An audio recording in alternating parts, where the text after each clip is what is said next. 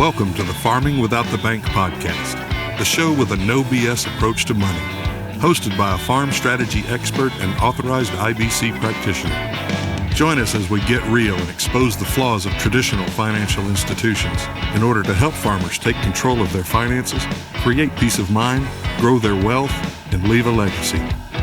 Now, here's your host, Mary Jo Ehrman.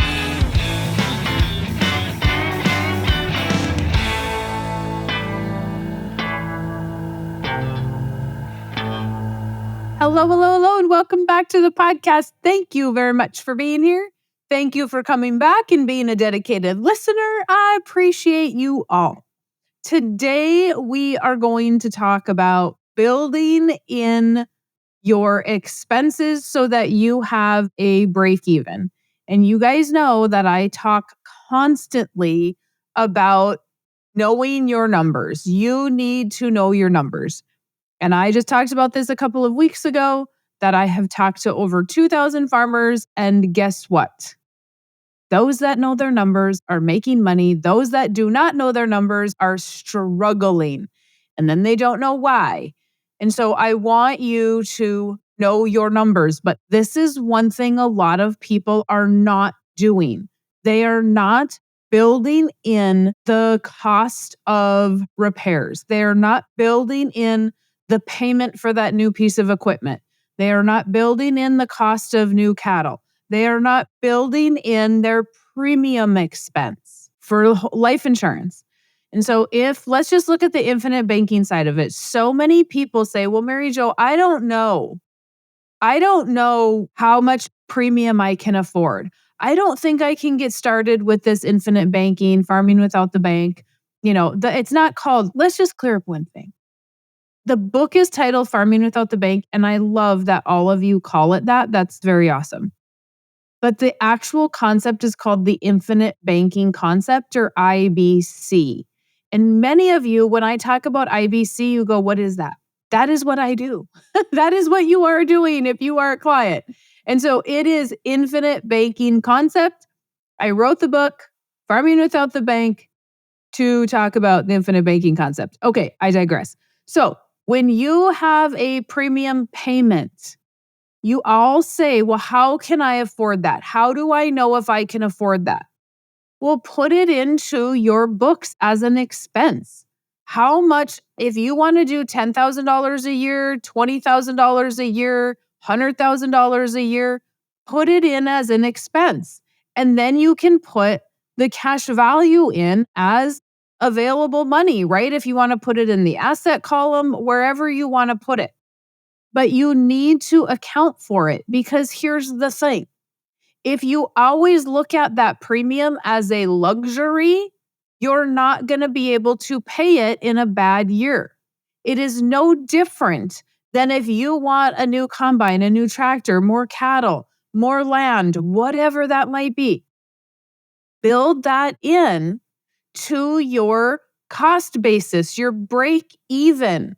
What are all of your expenses going to be for the year? All of you are projecting expenses.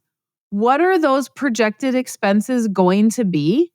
And then you know what you need to sell your cows for. You know what you need for grain, for corn. What is your break even on corn?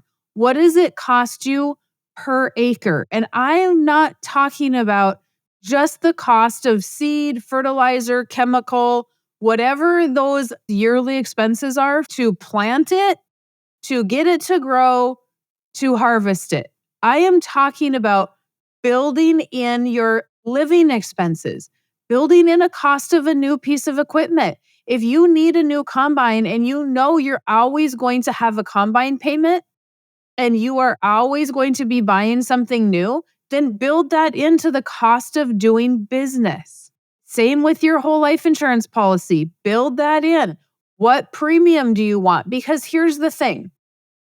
Many people will say, well, I can't, my break even is $4 a bushel. Let's say that your break even is $4 a bushel on corn. So I cannot go buy any luxuries because I didn't make, we only sold for $4 a bushel. That's break even. That's break even of what? of just those expenses to get that corn to grow? Or what if you knew your break even was 450 because we needed to pay for premium, we needed to pay for a new combine, we needed to pay for more land rent, we needed to pay living expenses, whatever that is. Now your break even's 450. Well, we better be contracting it. We better be marketing that grain differently.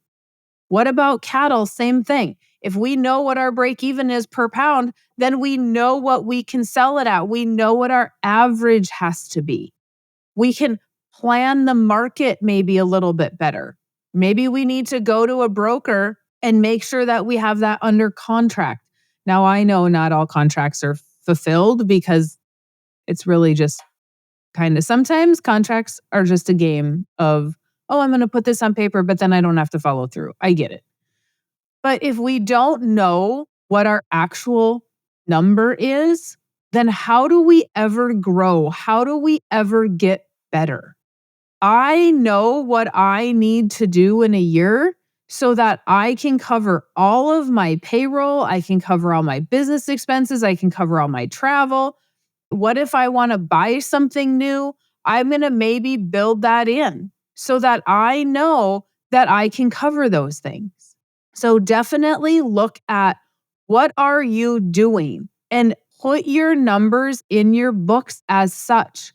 I am surprised by how many people that I talk to are overly surprised by the fact that they have to pay taxes, that they have repairs. It's not a surprise. All of that stuff is there. If we know we're going to have to pay taxes, but we don't have the cash to pay the taxes, we didn't manage our money correctly, right? I don't care what you sell something for, there's going to be a tax on that. And so you need to manage that correctly. If you want to have a life insurance policy and you don't know where to start, and that's kind of been your biggest struggle, and I tell people this all the time when I meet with them one-on-one, put it in your books. What does that look like in your books? If you don't ever get to the point of putting it in your books so that you can start the process, then the problem doesn't lie in the process. The problem once again comes back to human nature, and you're not running it like a business. You're too busy working in the business and you're not working on the business. I talked to a young guy yesterday that started from scratch. From scratch. Nobody in his family farms. He's at 3,000 acres and he is doing phenomenal. He has several businesses. But guess what? He runs his operation like a business. He was in the tractor when I was talking to him, and he gave me all of his numbers. He knew everything. It was all at his fingertips because he looks at them enough that he is doing well. And to have somebody that started from scratch to 3,000 acres, and everybody sits here and says it can't be done. It can be done. And I come across people like this guy all the time. This is not abnormal. It actually seems to be a benefit to those people that never grew up in farming. Because most people that grew up in farming don't keep numbers because mom and dad didn't look at books. They didn't keep any of their numbers. They didn't know what their true break even was. So if someone's working off the farm because we're not breaking even, what do we need? If we want to quit working off the farm, what do we need to build into our numbers? If our cost of living is $60,000 a year, then can we build that $60,000 a year into whatever it is we're doing? How much do we need to sell our product for? If it's too much and it prices us out of the market, then how do we add more of whatever, right? We have to figure out a way to get us there, and we have to back into those numbers sometimes. No different than life insurance. Maybe we have to back into that number and say, okay, let me put it in the books. What does that look like? If I want to do $100,000 a year, is that possible? Is it possible to do $10,000 a year? We don't know a lot of times because we just don't pay attention to the numbers. And so the one thing that I have found is that your successful operations build that in. All of those expenses are built into their bottom line. And they know exactly what they need to sell their commodity for so that they can pay for living, they can pay for repairs, they can expand. Maybe you want a little bit of profit built in. Build it in. I had talked to a lady a while back that made a product, and she's like, well, I'm not making any money. And what she's selling is a food item, and it's like a large quantity of it. And I said, well, how much do you want to make a year? And she told me, I think we said, well, what if you want to make $100,000 a year? I said, how many of these items are you selling in a year? And she knew that number. So I just divided it all out. And I'm like, so you need to increase the price of that item by 50 cents in order to make $100,000 a year. Now that's gross, so she'd have to pay some taxes. But I said 50 cents an item. And she fought me on that and said, oh my gosh, people aren't going to pay 50 more cents. Then stay where you're at and do what you're doing and keep the struggle going. Nobody's going to care about 50 cents. And the couple people that you're going to lose, it's not going to matter. Eventually, they're going to pay it because the product she's selling is extremely labor intensive to make. And so nobody is going to care. And even the people that complain about it are still going to buy it because they are not going to want to make the mess for the few little pieces of this that they're going to eat a year. And it is no different for her business than anybody else's business. What is your bottom line? What are your true costs? And not a guesstimate. Some things you're going to have to guesstimate on. But what are those true costs? And do you want to make a profit? Should we build the profit into our bottom line? If we do, fantastic. Now we have all that extra money. But if we don't, are we ever going to have it? Because then we're going to settle for less and go get an off the farm job. Or we're going to, look at all these expenses that we can cut. Like maybe we're going to cut the agronomist because we can't afford the agronomist. And I personally think that that's crazy. In my brain, it doesn't make sense to cut people that will help you actually grow a product. Like that's like saying, I'm not putting on fertilizer. If it's a good agronomist, they should be helping you, right? So anyway, kind of a rabbit hole, but I'm sure that you got the point. Put it in your numbers and figure out how much you can afford for premium. Put it in your numbers that you're going to have repairs or that you're going to have a combine payment or a tractor payment or a new cattle payment. Put it in those numbers so that when it comes time to buy that piece of equipment or to buy those cattle, you have that money to do so. So when you make that profit, you have to be smart about what you're going to do with the profit. You don't just go spend it on something to avoid taxes. Oh my gosh, that's like a whole nother topic.